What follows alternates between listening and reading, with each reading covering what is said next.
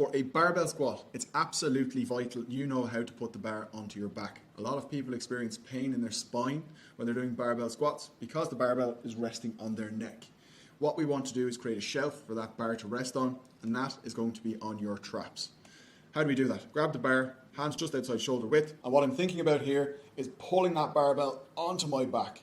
What that will do is contract all of your upper back musculature and allow the barbell to sit on the muscle rather than your spine. We're going to lift the weight up, take one step out with the left leg, one step out with the right, a little fix around if necessary, but you should not be taking 3 to 4 steps back just to get into position.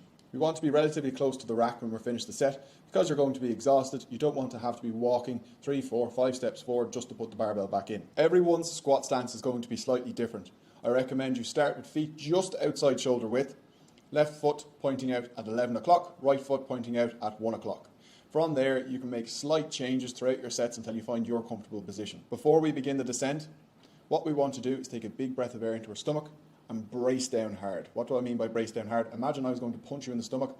That's the position I want you to hold. That's going to create stability within your trunk and allow you to transfer the weight effectively. When dropping into a squat, we want to break at the hips and the knees at the same rate. So when you drop down, you're pushing your hips back and you're bending at the knees at the same time. Drop into a nice deep squat. What we're looking for in the bottom of the squat is a nice comfortable position. If it's your first, second, fifth or 10th time doing pause squats, it's probably not going to feel too comfortable. But after that, this should feel pretty comfy staying down there. If you had no weight, you should be able to chill down there for a minute or so, no problem. The ideal depth in a squat is dropping our hips to a place where they're in line with our knees, if not lower. Not everybody can do this. Most people will be able to once they get used to the movements. So you may have some tightness in your hips, but also dropping into a deep squat is scary. How the hell am I going to get up?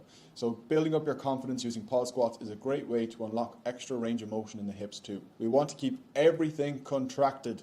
Your upper back, your core, your quads, your hamstrings, your glutes, everything stays tight throughout. We're going to have a 2-second pause at the bottom before returning back to the starting position. Re-brace at the top, take your breath, go again, 2-second pause, back to the starting position.